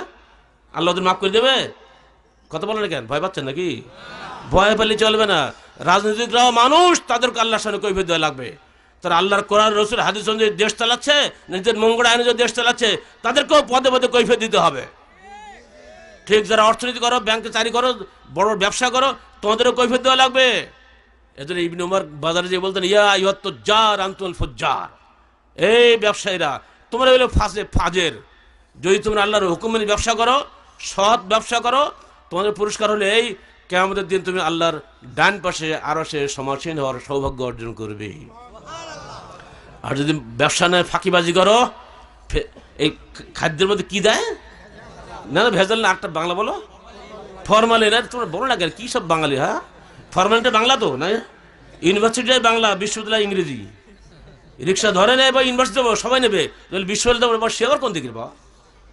এদেশের লোক সাইকেল চেনে ইংরেজি শব্দ, দ্বিচক্র যান বলে কেউ চিনবে? ওইভাবে ফেন্সিডিল, ফরমালিন, হিরোইন এগুলো সব বাংলা হয়ে গেছে। এগুলো তুমি মিশাবা আর তুমি বলবা আমি ভালো ব্যবসায়ী, তুমি চোর। তুমি খাদ্যে ভেজাল মিশাচ্ছ, মানুষ মেরে ফেলে দিচ্ছ। তুমি তেলে ভেজাল দিচ্ছ, মানুষ মেরে দিচ্ছ। এবং যারা ঔষধ বানাচ্ছে তারা, এরা আরো জীবন সংহারী। বাংলাদেশে 246টা ঔষধের কোম্পানি আছে, তার মধ্যে পাওয়া গেছে হিসাবে মাত্র 40টা কোম্পানির খাঁটি ওষুধ তৈরি করে আর সবগুলো ভেজাল মিশায়। এমনকি সেদিন খুলনায় পাওয়া গেছে বড় লিডার সরকারি দলের, সে বিশাল একটা ব্যবসায়ী ধরা পড়ে, কি জানেন, বলতেও খারাপ লাগে, ওই উপরে খালি কভার দিয়েছে, স্কোয়ারের কভার, বড় বড় ওষুধের কোম্পানি কভার, ভিতরে ঢুকিয়ে দিয়েছে সব খড়ি মাটি আর চাউলের গুঁড়া। চালের গুঁড়া খেয়ে গিয়ে ক্যান্সার সারবে, চালের গুঁড়া খেয়ে গিয়ে পেটের ব্যথা সারবে। ওই ব্যবসায়ী খুলনা সবচেয়ে নাম করা বড় লোক। কিসের বড় লোক? এই চুরিগিরি বড় লোক। এই চোরকে আল্লাহকে ধরা পড়বে না? সরকার ধরে নেই, দলের লোক। আল্লাহকে দলের লোক নাকি? কাউকে ছাড়বে নাকি বেটা? র্যাব ধরেছে, ধন্যবাদ র্যাবকে, অসংখ্য দোয়া করেছে র্যাবের জন্য, তুমি বেটা ধরলে। আর কার ধরার সাহস হয়নি। ও বলে কি আমি শেখ হাসিনার কি চাস্তো ভাই হেলালের লোক। সব লোক সাইজ হয়ে গেছে। অনেক বিষয়ে প্রধানমন্ত্রী জানেন না, তার নাম ভেঙে মানুষ খায়। নেত্রী সব খবর রাখবে, উনি তো আল্লাহ খোদা নাকি সব খবর রাখবে? নেতারা সব খবর রাখে, ঠিক নাকি? আমরাই নাম ভেঙে ভেঙে অন্যায় করবো, দোষ হবে নেত্রীর, দোষ হবে দলের, দোষ হবে দেশের সরকারের। এটা হওয়া ঠিক নয়। আল্লাহ পাক আমাদের সবাইকে হালাল মাল কামাই করার তৌফিক দান করুন, হারাম থেকে বাঁচার তৌফিক দান করুন। হালাল হারাম বিচার যারা করে তারাই প্রকৃত মুসলমান। ধর্মের কাজ যতটুকু করেন সহি হাদিস অনুযায়ী করুন, এর বাইরে বাঁচার উপায় নেই। কেন করবেন শুনে রাখেন। আল্লাহ বলছেন ইয়াউমা ইয়াহশুরুল আ'দাউল্লাহি ইলান নার ফাহুম ইউজাউন হাত্তা ইযা মা জাউহা শাহিদা আলাইহিম সামউহুম ওয়া আবসারুহুম ওয়া জুলুদুহুম বিমা কানু ইয়ামালুন। হে মানুষ, যখন তোমরা আল্লাহর সামনে হাজির হবে, সবাই সমবেত হবে, তখন তাদের বিরুদ্ধে সাক্ষী দেবে তাদের কান, তাদের চোখ এবং তাদের দেহের চামড়াগুলা, দুনিয়াতে তারা কি কি করেছিল। এবারে বলেন, কোন সাক্ষী পাওয়া যাবে? সাক্ষী আপনি হাতকে লুকিয়ে কোনো কাজ করতে পারবেন? কানকে লুকিয়ে কাজ করা যাবে? যাবে না। এরাই যেদিন সাক্ষী দেবে, তখন আমরা কি বলবো জানেন? ওয়াকালু লিজুলুদিহিম লিমা শাহিদতুম আলাইনা ক্বালু আনতাকানাল্লাহুল্লাযী আনতাকা কুল্লা শাইইন ওয়া হুয়া খালাকাকুম আউওয়ালা মাররা ওয়া ইলাইহি তুরজাউন। এই চামড়া জবাব দেবে। আমরা বলবো, এই চামড়া লিমা শাহিদতুম আলাইনা, কেন তুমি আমাদের বিরুদ্ধে সাক্ষী দিচ্ছ? তো চামড়া বলবে আনতাকানাল্লাহুল্লাযী আনতাকা কুল্লা শাইইন, আমাদেরকে আল্লাহ কথা বলার ক্ষমতা দান করেছেন, যিনি সব কিছুকে কথা বলার ক্ষমতা দান করেছেন। ওয়া খালাকাকুম আউওয়ালা মাররাতিন, তিনি তোমাদেরকে আগে সৃষ্টি করেছেন। আজকে কিয়ামতের দিন আল্লাহ তোমাদের মুখ বন্ধ করে দিয়েছে, আমাদেরকে আল্লাহ কথা বলার শক্তি দিয়েছে। আলিয়াউমা নাশহাদু আলা কি আলিয়াউমা নাখতিমু আলা আফওয়াহিহিম, বলেন আলিয়াউমা নাখতিমু আলা আফওয়াহিহিম ওয়া তুকাল্লিমুনা আইদিহিম ওয়া তাশহাদু আরজুলুহুম বিমা কানু ইয়ামালুন। আহারে, আজকে সব বন্ধ হয়ে, একদম মানে খতম। এই দুই ঠোঁট খোলা আছে, তাই তো, বন্ধ হয়ে যাবে। তারপরে সাক্ষী দেবে কে? হাত। সাক্ষী দেবে পা। কি কি করেছি পৃথিবীতে আমরা, সব সাক্ষী দেবে। বলুন, সেদিন কি আপনি ঠেকাতে পারবেন? গোপনে ঘুষ খেলেও আঙুল হাত দিয়ে তো খাইছেন, কথা বললেও জিভ দিয়ে তো কথা বলেছেন, সব ওই দিন আমরা ধরা খাবো। অতএব এই অবিচ্ছেদ্য সাক্ষী, দেহের চামড়া, হাত, কান, নখ, পা, এগুলো থেকে সাবধান থাকুন। আরো শুনবেন? বলুন তো, আমরা সবাই সূরা জলজলা খবর রাখি। ইয়াউমা ইযিন তুহাদ্দিসু আখবারাহা, জানি না আমরা? সবাই জানি। বলেন ইয়াউমা ইযিন তুহাদ্দিসু আখবারাহা, সেদিন সাক্ষ্য দিবে, সেদিন কথা বলবে এই মাটি তোমাদের সকল খবর। এই মাটির উপরে কি কি করা হয়েছে, মাটি সেদিন সাক্ষ্য দেবে। সেদিনকে আর কি উপায় থাকবে বলেন? হাত পা নাই দিল, মাটি ঠেকাতে পারবেন? পারবেন না। জয়পুরহাটের বাসীকে বলে যাচ্ছি, আল্লাহর মাল হিসাবে আমরা কিছু মাটি এখানে কিনেছিলাম, আপনারা সেই মাটি অপব্যবহার শুরু করে দিয়েছেন। একদিন আপনাদের সঙ্গে আমার সাক্ষাৎ হবে কিয়ামতের মাঠে। গাইবান্ধা 28 বিঘা মাটি কিনেছিলাম, মাদ্রাসা করেছিলাম, সেখানেও কুচক্রীরা সেই মাটি দখল করেছে। বলেছিলাম গাইবান্ধাবাসীকে, হে সাঘাটার অধিবাসীরা শুনে রাখো, এই মাটি কিনেছিলাম তোমাদেরই কল্যাণে, এই হাসপাতাল করেছিলাম তোমাদেরই কল্যাণে, মাসে 10,000 টাকা গরিবের ফ্রি ওষুধ দেওয়ার জন্য, সবই তোমরা নষ্ট করে দিয়েছো। কাল কিয়ামতের মাঠে তোমরা অবশ্যই ধরা পড়বে। ট্রাস্টি বানাইতে গভর্নমেন্ট আইন করার জন্য করেছিলাম তো মূলত আমরাই। 7 জনের সম্পত্তিটা নয়, এটা পুরি পাবলিক প্রপার্টি, জনগণের সম্পত্তি। আজকে জয়ফটের লোকেরা তালতলার মাটি আপনারা চেনেন না, 14 বিঘা মাটি, কোমরগ্রামের মাটি চেনেন না, কে নিয়েছে, কারা খাচ্ছে এগুলা? যত শক্তিশালী পাওয়ারফুল মানুষ তুমি হও, আল্লাহর সামনে তুমি কিছুই হবে না সেদিন, মনে রাখবে। এই মাটি সেদিন সাক্ষী দেবে। আবার বলুন, ইয়াউমাইযিন তুহাদ্দিসু আখবারাহা, এই মাটি সেদিন খবর দিবে তার উপরে কি কি করা হয়েছে। কোর্ট কাছারি করে আমরা পারবো না, কারণ দুনিয়াবি ক্ষমতা আমার নাই। আপনারা প্রশাসনের লোকরা ঘরে বসে বসে কাগজ কলম ঠিকঠাক করে নিয়ে, এটা গেল সাহেবের নয়, কিছুই না, উনি কিছুই না, উনি হাওয়া করেছিল কে বেটা? এখন তো হাওয়া হয়ে গেছে আমরা সব, না? ঠিক অমনি করে কালাই কমপ্লেক্স করেছিলাম, আমরা করি নাই সেখানে। আজ কোথায় আমরা সেখানে আছি, কি হচ্ছে সেখানে আমি কোনো খবর রাখি না। যারা মাটি দিয়ে চলে গেছে তারা কিন্তু জানে আমির জামাতকে আমরা মাটি দিয়েছিলাম, আমির জামাতকে তোমরা আউট করে দিলে দায়ী হবে জয়ফটের লোকেরা। অতএব আর কখন আসবে কিনা জানি না, দায়িত্ব তোমাদের রইল। যদি দুনিয়া কিছু করা যায় করো, তবা করো মৃত্যুর আগে। মৃত্যুর পরে তবা করে লাভ আছে? মৃত্যুর সময় তবা করছে ফেরাউন, আল্লাহ বলছে আল আন, এখন তবা করছো, হবে না। অতএব মৃত্যু আসার আগেই তবা করো, আল্লাহর মাল আল্লাহকে ফেরত দাও, ওটা আমাদের মাটি আমাদের ফেরত দাও। কোর্ট কাছারি করি বাবা আমরা পারবো না, অত ক্ষমতা আমাদের নাই। আল্লাহ পাক আমাদের সবাইকে হালাল হারাম বেশি চলার তৌফিক দান করুন। পরিশেষে আমি আপনাদের সবাইকে সেইখানে নিয়ে যাচ্ছি যেখানে আল্লাহ বলেছিলেন, ইন্নাল্লাযীনা কাফারু মিন আহলিল কিতাবি ওয়াল মুশরিকিনা ফি নারি জাহান্নাম খালিদিনা ফিহা উলাইকা হুম শাররুল বারিয়া ইন্নাল্লাযীনা আমানু ওয়া আমিলুস সালিহাতি উলাইকা হুম খায়রুল বারিয়া। যারা আল্লাহকে অস্বীকার করে এবং মুশরিক যারা শিরিক করে এবং যারা সৎ আমল করে নাই, তারা হলো পৃথিবীর নিকৃষ্ট জীব। ভাই, এই সমাজটাকে পরিবর্তন করার জন্য কি একা কারোর পক্ষে সম্ভব? একদিন একটা ওয়াজ করলে কি হবে? এর জন্য সম্মিলিত প্রচেষ্টা দরকার। একেই বলে সংগঠন, জামাতবদ্ধ প্রচেষ্টা। আল্লাহ রসুল কি একা যদি কাবা ঘরের চত্বরে বসে সারা জীবন ওয়াজ করতেন, তাহলে কি মদিনায় ইসলামী হুকুমত কায়েম হইতো নাকি? তিনি মক্কা ছেড়ে মদিনায় কেন গেলেন? মক্কার পাশেই কিন্তু হাফসা সম্রাট নাজাশী তার নিজের সাপোর্টের বাদশা ছিল, বাদশার ডাকে তিনি গেলেন না। গেলেন তিনি কোথায়? 75 জন বায়াতকারী মদিনার সে তরুণ আসআদ বিন জুরারার নেতৃত্বে কিছু যুবকদের কাছে চলে গেলেন। তারা ওয়াদা করলো, শপথ করলো, কসম করলো বায়াত করার সময়, আমাদের জীবন যাওয়ার আগে আপনার জীবন যাবে না, আপনার জীবন আমাদের জীবন, আপনার পরিবার আমাদের পরিবার, আমরা সব দায়িত্ব নিলাম, আপনি চলুন। তিনি মদিনায় গেলেন। ওই 75 জন মানুষের কাছে তিনি গেলেন জামাতবদ্ধ জীবন যাপন করার জন্য। তাদের মাধ্যমেই কিন্তু মদিনায় তিনি ইসলাম কায়েম করলেন, মনে রাখবেন সবসময়।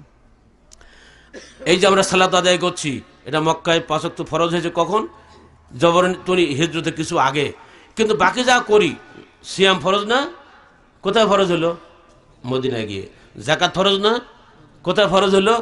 মদিনায় গিয়ে। হজ ফরজ না? কোথায় ফরজ হলো? মদিনায় গিয়ে। কারণটা কি? সেখানে একদল লোক তৈরি হয়েছিল বলে সেখানে একটা পরে একটা আল্লাহ বিধানগুলো নাজিল হয়েছে।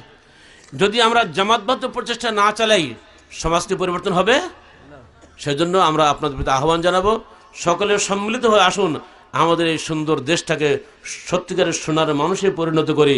যেটা আমাদের শেখ মুজিবুর রহমান সাহেবের বড় স্বপ্ন ছিল, সোনার দেশ তৈরি করা, তাই না? সোনার দেশ তখনই হবে যে দেশে মানুষ সোনার মানুষে পরিণত হবে। আর সোনার মানুষ পরিণত করতে গেলে অবশ্যই তাকে আল্লাহ ভীরু হতে হবে। আল্লাহ ভীরু হতে হবে, আখিরাতের জন্য তাকে কাজ করতে হবে, কোরআন এবং হাদিস অনুযায়ী কাজ করে যেতে হবে। নইলে কোশ্চেন কাল সোনা মানুষ হবে না। জেল খাটিয়ে, র্যাব দিয়ে পিটিয়ে, গুম করে, অপহরণ করে কোশ্চেন কাল এদেশে মানুষকে ভয় দেখিয়ে কাজ করা যাবে না। মানুষকে আল্লাহর ভয় দেখাতে হবে, মানুষকে আখিরাতের ভয় দেখাতে হবে, তবেই মানুষ সোনার মানুষে পরিণত হবে। কথা ঠিক না ভাই? আমরা কিন্তু সেই কাজই করি। আল হাদিস আন্দোলন বাংলাদেশ আহলে যুব সংঘ, মহিলা সংস্থা সোনামণি এদেশের মানুষকে জামাতবদ্ধভাবে এগিয়ে আসার জন্য চেষ্টা চালিয়ে যাচ্ছে। আপনারা জামাতের জিন্দেগি যাপন করবেন। আল্লাহ পাক আমাদের সবাইকে সত্যিকার অর্থে জামাতবদ্ধ জীবনের অধিকারী ও তৌফিক দান করুন। এবার সুসংবাদ আল্লাহ পাক বলছেন, ইন্নাল্লাযীনা আমানু ওয়া আমালুস সালিহাতি উলাইকা হুম খায়রুল বারিয়া। যারা ঈমান আনলো এবং সৎকর্ম সম্পাদন করলো তারাই হলো পৃথিবীর সেরা সৃষ্টি। জাযাউহুম ইনদা রাব্বিহিম জান্নাতু আদনিন তাজরি মিন তাহতিহাল আনহার খালিদিনা ফিহা আবাদা রাদিয়াল্লাহু আনহুম ওয়া রাদু আনহু যালিকা লিমান খাশিয়া রাব্বাহ। পুরস্কার আপনাদের জন্য আল্লাহ পাক দিচ্ছেন যারা সত্যিকার অর্থে ঈমান এনেছে এবং সৎকর্ম সম্পাদন করেছে। সৎকর্ম মানে আপনার ইচ্ছা মতো সৎকর্ম নয়, কোরআন এবং হাদিস অনুমোদিত সৎকর্ম হতে হবে, তাই না? যা ইচ্ছা তাই বললে তো হবে না। যে কাজ আল্লাহ এবং তার রাসূল অনুমোদন দেন সেটাই তো সৎকর্ম। তাদের পুরস্কার হলো এই, তারা জান্নাতে আদনে থাকবে, চিরদিন সেখানে বসবাস করবে। রাদিয়াল্লাহু আনহুম, আল্লাহ তাদের উপরে রাজি হয়েছেন। ও রাদু আনহু, তারাও আল্লাহর উপরে রাজি হয়েছে। যালিকা লিমান খাশিয়া রাব্বাহ, এটা তাদের পক্ষেই সম্ভব যারা আল্লাহকে ভয় করে। প্রতি মুহূর্তে আল্লাহকে ভয় করুন, যে কোনো সময় মৃত্যু হয়ে যাবে। সবচেয়ে বড় জ্ঞানী হলো সেই যে ব্যক্তি মৃত্যুকে সবসময় স্মরণ করে। আল্লাহ রসুল জিজ্ঞেস করা হচ্ছে, হে আল্লাহ রসুল, সবচেয়ে সচ্চরিত্রের অধিকারী ব্যক্তি কে? তিনি জবাব দিলেন, আকসারহুম লিল মাউতে যিকরান, যে ব্যক্তি মৃত্যুকে বেশি বেশি স্মরণ করে সে হলো সবচেয়ে বড় সচ্চরিত্রবান মানুষ। আবার প্রশ্ন করা হলো, আইয়ুন নাস আকিয়াস, হে আল্লাহ রসুল, সবচেয়ে জ্ঞানী ব্যক্তিকে? জবাব দিলেন,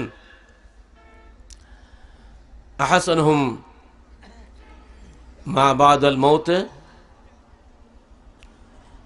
ওহুয়াল আকিয়াস ইস্তেদাদান ওহুয়াল আকিয়াস, মৃত্যুর পরবর্তী জীবনের প্রস্তুতি গ্রহণের ব্যাপারে যিনি যত বেশি হুঁশিয়ার তিনি হচ্ছেন উলাইকাল আকিয়াস, তারাই হলো প্রকৃত জ্ঞানী। কারণ মৃত্যুর পরে আমার আমল করার সুযোগ থাকবে না, তাই না?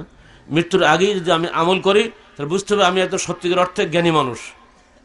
মৃত্যুর পরে আমার ছেলেপিলে দান করবে কিনা কোন দায় পড়ে গেছে, আমার আমল নিয়ে আমাকে চলে যেতে হবে, ঠিক না? তো এই হাদিসটা মনে রাখবেন, সবচেয়ে উত্তম চরিত্র সেই যে সবচেয়ে বারবার বেশি বেশি মৃত্যুকে স্মরণ করে, আর সবচেয়ে জ্ঞানী মানুষ সেই যে মৃত্যুর আগে মৃত্যুর পরবর্তী জীবন সম্পর্কে জীবনের জন্য প্রস্তুতি গ্রহণ করে।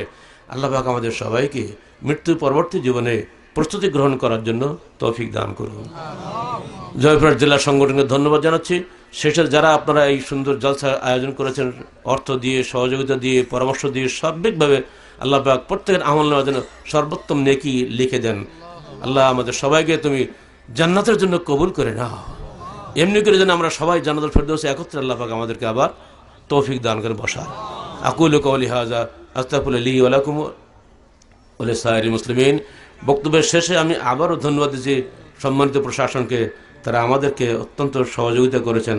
যেন অন্তরখোলা দোয়া করছি আল্লাহ পাক তাদেরকেও যেন বাকি জীবনটা কোরআন এবং হাদিস অনুযায়ী গড়ে তোলার তৌফিক দান করেন। আল্লাহুম্মা আমিন। আসসালামু আলাইকুম ওয়া রাহমাতুল্লাহি ওয়া বারাকাতুহু।